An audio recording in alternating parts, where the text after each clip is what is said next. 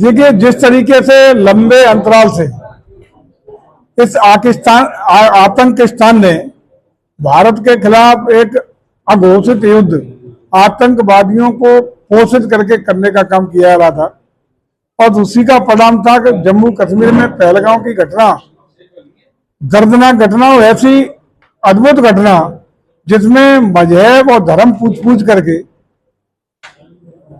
नाबालिग और असहाय और निरीह महिलाओं की, मां बहनों की हत्या करके उनको सिंदूर को पहुंचने का काम किया गया। उसको लगातार होते हुए इन घटनाओं के दृष्टिगत आदरणीय मोदी जी का जो बार बार का कहना है कि हम छेड़ेंगे नहीं, यदि तुम छेड़ोगे तो हम छोड़ेंगे भी नहीं, इसी के अंतर्गत भारत सरकार ने कठोर निर्णय लेते हुए इन आतंकवादियों के खिलाफ, आतंकवादियों के आकाओं के खिलाफ एक प्रामाणिक तरीके से, ठोस तरीके से, चिन्हित तरीके से पाकिस्तान के अंदर बिना घुसे अपनी सरजमी से उन्हीं आतंकवादी ठिकानों पर हमला करते हुए उनको नेस्त नाबूद करने का काम किया गया था। पूरी दुनिया को, भारत को उम्मीद थी कि पाकिस्तान को इस पर रिटेलिएट करने का दुस्साहस नहीं करना चाहिए। वो इसलिए नहीं करना चाहिए कि चूंकि आतंकवादी ठिकानों पर हमले करने का काम किया गया था, लेकिन दुर्भाग्य है कि आज पूरी दुनिया के मंशा के खिलाफ पाकिस्तान उसको रिटेलिएट करते हुए हिंदुस्तान के तमाम सैन्य ठिकानों पर, तमाम सिविल ठिकानों पर अपनी ओर से लगातार मिसाइल्स, रडार्स के द्वारा, मिसाइल्स के द्वारा, ड्रोन्स के द्वारा हमले करने का काम कर रहा है।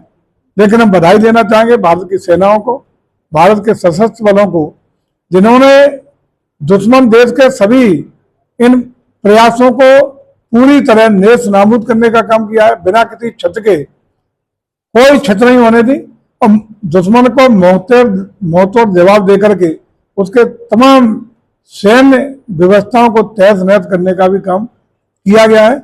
और हम समझते हैं कि हमारी विश्व स्तरीय सर्वोत्तम सेना ने अपने को पुनः एक बार सिद्ध किया है, और इसका निश्चित रूप से मुझे लगता है कि यदि पाकिस्तान इसी तरह लगातार कार्रवाई करता रहा तो पाकिस्तान को ऐसा सबक सिखाने का काम भारतीय सेना करेगी जो उसने कभी कल्पना नहीं की होगी। देश में जहाँ युद्ध का माहौल है, तो लोग गाय खाए नहीं आ रहा, उन्होंने सरकार पर तंज कसा। उन्होंने कहा कि जब भारत और पाकिस्तान में निवासी होती है तो वहीं यूरोप के हथियार खरीद रहे, तो उसमें जीत किसकी?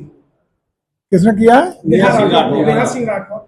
देखिए, नेहा सिंह के खिलाफ लगातार विवादित इस तरह की टिप्पणियां करने का, बयान देने का आरोप भी लगे हैं, और उनके खिलाफ तमाम मुकदमे भी पंजीकृत हुए हैं, कार्रवाइयां भी हुई हैं। और खास रूप से उम्मीद की जाती है किसी भी देशवासी के लिए कि ऐसे आपातकाल में, जब देश युद्ध, अघोषित युद्ध लड़ रहा हो, आपातकाल की स्थिति हो, इस समय हम आभारी है पूरे देश के सभी राजनीतिक दलों के, आभारी है देश के जन जन के, हर वर्ग, धर्म और जाति के उन लोगों के जिन्होंने दृढ़ता के साथ भारत की सेना का, भारत की सरकार के हर निर्णय का पूरी तरह साथ देने का काम किया है। लेकिन उसके बावजूद ऐसे कतिपय लोग यदि ऐसा कुछ काम कर रहे हैं जैसे सेना का मनोबल डाउन हो, तो इससे निश्चित रूप से देशद्रोह की ही संज्ञा दी जा सकती है। मंत्री जी, किसने के द्वारा एक तरफ बढ़ावा दे रही पर्यटन और उसको, लेकिन जहाँ पे अगर सुरक्षा व्यवस्था होती है, अगर पहलगाम में जिस जगह पर्यटक इकट्ठा थे, तो शायद ये घटना ऐसी होती ही नहीं। देखिए, मुझे लगता है कि ये विषय इन चीजों का नहीं है, लेकिन सरकार को बधाई देना चाहिए, सरकार को धन्यवाद देना चाहिए जिन्होंने इस सरकार ने, और सरकार के साथ साथ सभी राजनीतिक दलों की मंशा को हम धन्यवाद देते हैं, प्रणाम करते हैं।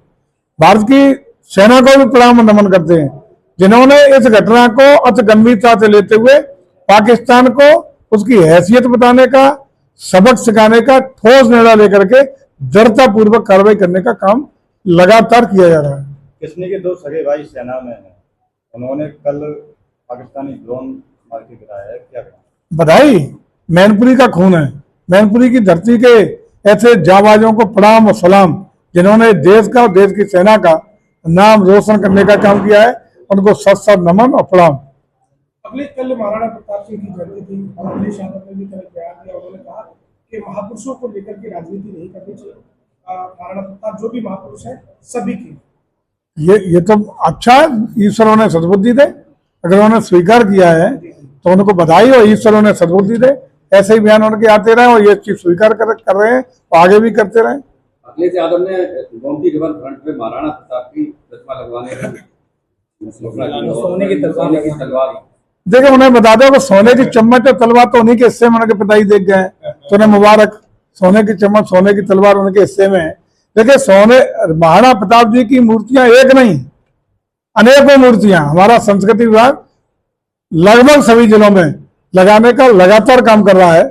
और सबसे बड़ी मूर्ति सैफई से आते होंगे तो उन्हें बता दो, तलवार लेके महाराणा प्रताप भाले के साथ वहीं खड़े पहले दर्शन करते होंगे। की बात आपने की है, तो अभी कुछ टाइम पहले अखिलेश यादव आए थे, तो उन्होंने कहा था कि जो सदन में पर्यटन मंत्री थी उन्होंने जो मूर्ति लगाई है, अगर जांच होगी तो सबसे पहले नंबर मिलेगा। अच्छा है, स्वागत है उसका, उनकी जांच का भी स्वागत। और कभी सत्ता में शायद बुढ़ापे तक आ जाए तो उनका भी स्वागत, शायद कभी नंबर लग जाए। ठीक।